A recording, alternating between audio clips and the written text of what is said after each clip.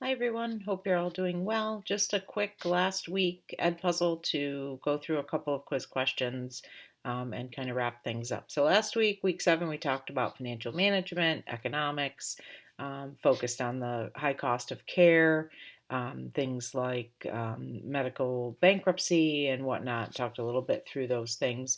And I think it's important that, and we'll see this, I'll discuss a little more in the quiz questions, but we're seeing a shift between what used to be, oh, doctor told me I need to have that, so I'm just going to go and have it, versus moving to, and we talked about this, I think, in week 2 as well, the patient as a consumer. So, okay, I decide whether I have that or not based on how much it's going to cost and whether I feel that it's necessary for me, etc. So that was kind of the part of the gist of last week, but also about thinking about how the U.S. pays more for healthcare, but our outcomes tend to be much worse than those across the Western world. So why is that, etc. So hopefully you took a look at the videos, obviously went through the textbook, etc. So this week, week 8 is our last week. Remember, it ends on Friday. I apologize for getting this up a day late. Monday and Tuesday just disappeared very quickly. So I do apologize for that. But this week's very light. There's a short med terminology video followed by um, a short assignment for you to complete and then upload. Sometimes students will just handwrite it and scan it or take a photo of it, that's fine. Or if you have like Adobe Acrobat or something like that and you're able to type into it, that's fine as well. So whatever works best for you is fine, as long as I can see it. So if you are taking a photograph, please take a look at the photograph before you upload it because sometimes I get ones that I just can't see. So please make sure that it's something that's viewable. So hopefully across, obviously our final exam is this week as well. You have until Friday night, 11:59 RMU time to take that. And then we have our discussion in this ed puzzle. So hopefully over the past 8 weeks now, you've gotten a taste of all of these different little areas of healthcare, operations, strategic planning, finance, quality, human resources, IT, I can't even think of others, leadership. So tons of stuff that we've talked about throughout the 8 weeks. And now, whether you are in the major or the minor in our program, you'll progress on to 2 classes, hsam 2300 and hsam 2350, where you'll take each of those topics again. But for example, let's say information technology, instead of having 1 week just to briefly overview it, you'll have 2 weeks to kind of dig into it at a higher level. So it's somewhat repetitive, but hopefully different, more detailed information that will really give you an idea of, oh, is that an area I really like? Or no, that's an area, I'll do what I have to get through my program, but I'm not really interested in pursuing that as a career. So hopefully, mine was just kind of a taster intro class of all those things, and you'll start to dig into them a little bit more in 2300 and 2350, which are typically called the concepts classes, concepts 1 and 2. So let's take a look at, everyone did well again on the quiz this week. Good job. And hopefully, hopefully these couple questions, I'll go over this and it'll make better sense to you. So first question, efforts to control the cost of Medicare have been undertaken via legislation mandated to create prospective payment systems for.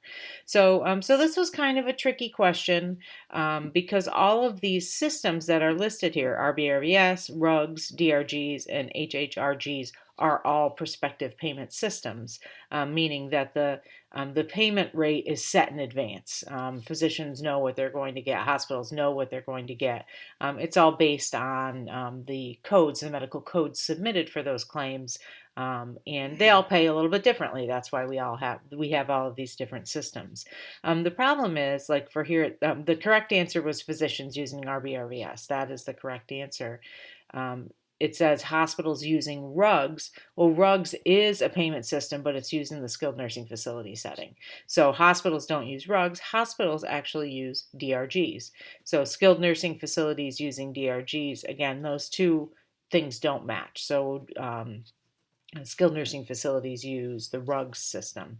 Hospital outpatient departments using HHRGs. In the hospital outpatient setting, we actually have a system called APCs that is also a prospective payment system. HHRGs are used for home health. So the little bit of a trick question, took some careful reading, but the correct answer is A. Next one, the last one, like I said, everyone did well, so we really only had these two. High deductible health plan with a savings option represents a form of a consumer-driven health plan that, and all of the answers are correct. So it encourages the purchaser to be more aware of the cost of care, to use preventive types of health care. It's typically lower in cost than other plans and requires the consumer to pay a large amount out of pocket before the plan kicks in. So all of those are accurate. I'll give you a brief example.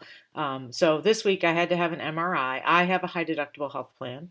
I had to have an MRI on Monday, and I had to pay them $197 that day because I haven't met my deductible. So I thought that was a reasonable price for an MRI. I didn't mind paying that. Tomorrow I have to go for x-rays. I have to have 8 different x-rays, and they notified me that it's going to cost me $854. Again, it's 8 x-rays, so it's really not terribly expensive, although it seems expensive as compared to the MRI. But I still have not met my deductible. So what typically occurs with these types of plans is that you also have what's known as a health savings account, mentioned as the savings option here in this question. You have a health savings account where you've put money in, it comes out of your paycheck, and it's not taxed, and you put money into that account. And then sometimes your employer will put some money into that account too, like maybe $500 or something. My deductible for my health plan is $3,500. So the combination of those two is really driving what we were talking about in the class this past week, meaning that it's really consumer-driven healthcare. So if I could tell the doctor, look, I can't afford $800 and some dollars for X-rays, we're just not going to be able to do them, and that would be my choice. We don't have to do what the physician tells us. Of course, it's always a good thing to do them if you can, and in this case, it makes good sense for me, so I'll just go and have them and set up a payment plan with the hospital so that I can pay that off. So it's just important to keep in mind that those high deductible health plans, like for example at my employer, that's my only option. I don't have, it used to be, many places would offer a PPO or an HMO product, which provides a lot more coverage for patients, but it would cost a good deal more. And then they would also offer the high deductible health plan, typically great for folks with young families, or young people themselves that are very healthy, because all of your preventive services are paid in full. They're not great for someone like me. I have several chronic conditions, lots of things going on, tends to cost me a lot of money each year, and actually the premiums are ridiculously high. I could probably just pay for healthcare out of pocket and do better, but that's just the nature of the healthcare, health insurance arena right now.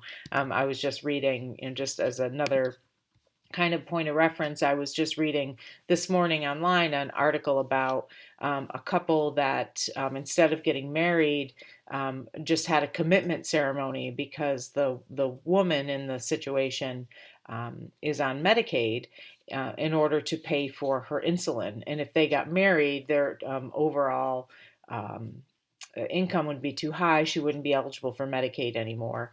And so therefore she wouldn't be able to have her insulin that she needs because she's diabetic. So this is kind of the sad situation and the sad state that, especially now with COVID, many folks have lost their jobs, have had to turn to things like Medicaid, and to get that. And that's also feeds into, we hear all this, oh, there's so many open jobs, nobody wants to take them.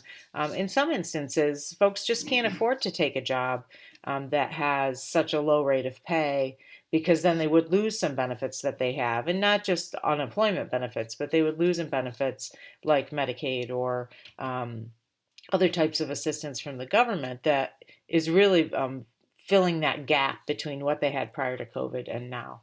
So other things to take into account when we're thinking about folks in the post-COVID world and trying to recover and get to a point again where where everyone can kind of exist at a, in a normal state. Things are certainly not anywhere near back to normal, and it's questionable if at any point they will be. So that's it. That's all we've got for you. One other quick thing: if you really are into the medical terminology and you're not one of my nursing students or my nuke med students that are probably already pretty familiar with med term, there is a free class that I've linked here in the announcement where you can go, and it's not a credit course, although I think you can take it for credit if you want. But it's offered by Des Moines University. You can go out and take that class, and it can give you some additional detail on medical terminology. There's lots of different options out there for med term, but if you're planning to be a healthcare administrator, it's really good to have a good solid basis in medical terminology. Unfortunately, we don't have room in the program to add another entire course, so we do just touch on it here. But always good to be able to speak the language of the clinical folks in your organization if you're looking to get into management and healthcare. So that's it. It's been a pleasure working with everybody. This is my first term as an adjunct faculty member. I've been at RMU full time since 2016, so it's been a little strange, but hopefully everyone has gotten along okay, has learned a bit about lots of different things, and I wish you all the best moving into your concepts classes in hsam or into whatever classes you have coming up. If you have any questions or need anything this week, please reach out. Again, remember, all of your assignments are due by Friday night at 11:59 RMU time. If for some reason you're unable to complete that, please let me know ASAP. I do have to have grades submitted by Monday, so please just let me know, and if there's some extenuating circumstance, we can likely work around that. So everyone have a good week, and I'll talk to you all soon. Thanks.